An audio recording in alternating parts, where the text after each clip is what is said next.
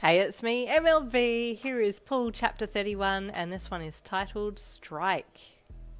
Whoa, you said with surprise, raising one hand up to shield your eyes as small sticks flew in through the open door and smacked into your face. The two of you stood there for a second, then you stepped forward as if to go out the door, but Aizawa grabbed your arm to stop you. Don't go out there, it's dangerous, he said in a low voice, still looking out the door at the storm as it was rapidly setting in. I can't stay here, I have to go to my cabin, you said, pulling forward again.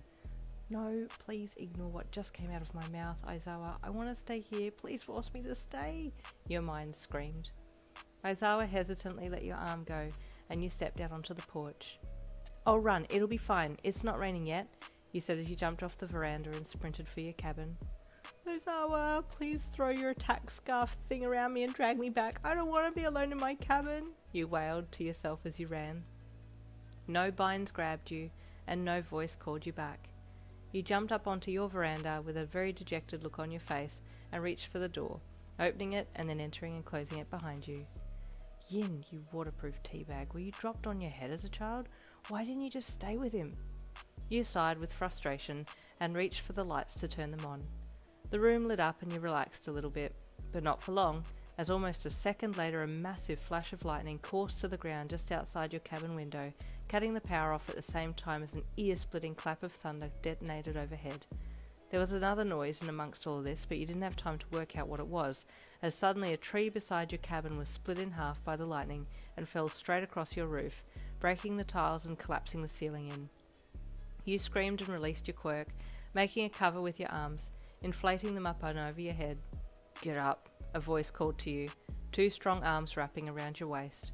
In a panic, you spun as you turned and grabbed onto whoever it was who had just come to your rescue.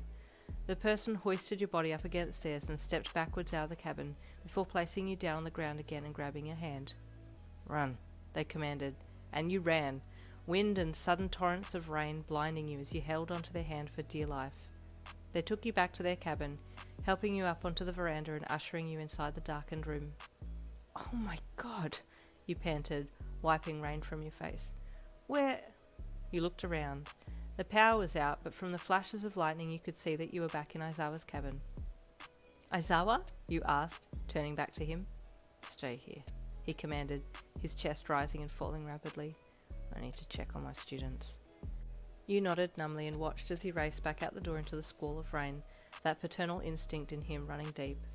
Nervously you waited at the door for him, watching out into the night as the violent storm threw shards of lightning everywhere. Are they all okay? You called over the din of the storm as he ran for cover of the cabin again, grabbing for him as he jumped back up on the porch. He nodded as he flicked water from his face and hair. One of his hands was on your side as you gripped the front of his sopping wet shirt. I told them all to stay in their cabins. Okay, good. What the hell happened to my cabin? You suddenly asked. A tree fell on it. I'm glad you're okay. Did you get hurt? He asked, moving his hand from your wet side to your upper arm and running down it.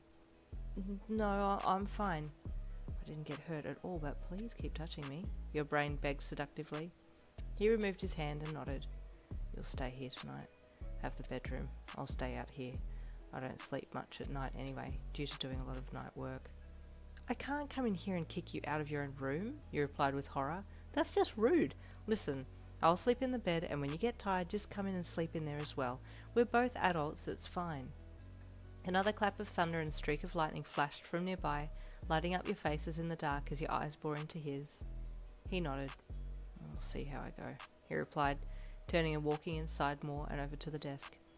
Yin, he called back to you over his shoulder as he stood at the desk. You got quite wet out there. I don't want you getting sick. I've packed a spare pair of clothes. Please change into them so you're dry. But what about you? If you don't mind, I'll take my shirt off and hang it to dry. My pants aren't too wet, he replied in his stoic voice. Your face went super hot in the dark and you forced yourself to hide the smile as you replied him. Oh, I don't mind at all. I don't want you to get sick either. He didn't say anything else. The only noises were from outside, the rain and thunder making a racket as the lightning sporadically lit up the room. You watched as Aizawa reached for the bottom of his shirt and pulled it up over his head in one swift movement, the lightning striking again and showing off his unbelievably muscular back. Oh, damn. What does the front look like? Your thirsty thoughts asked. Of course, you were still looking at him when he turned to look at you, and another course of lightning lit him up. Needless to say, his chiselled form made your knees go weak, and you had to look away quickly to keep it all together. "I've left spare clothes in the bag in the room," he stated. "I'll stay here while you change." You put your head down and walked into the room, flustered and extremely turned on by the sight before you, wanting to run into his arms and run away at the same time. "I don't even know what to do anymore," you moaned pitifully internally as you looked around in the dark for his bag. As lightning struck again, you found it and opened it to find a pair of pants and a shirt inside. "I'm going to be in his clothes. I'm going to be in his clothes. They're going to be big and baggy and ah!" You pulled out the top and held it up. It was the perfect bagginess, so you put it down on the bed and then pulled your drenched top up over your head. And there ends chapter 31. Stay tuned for chapter 32.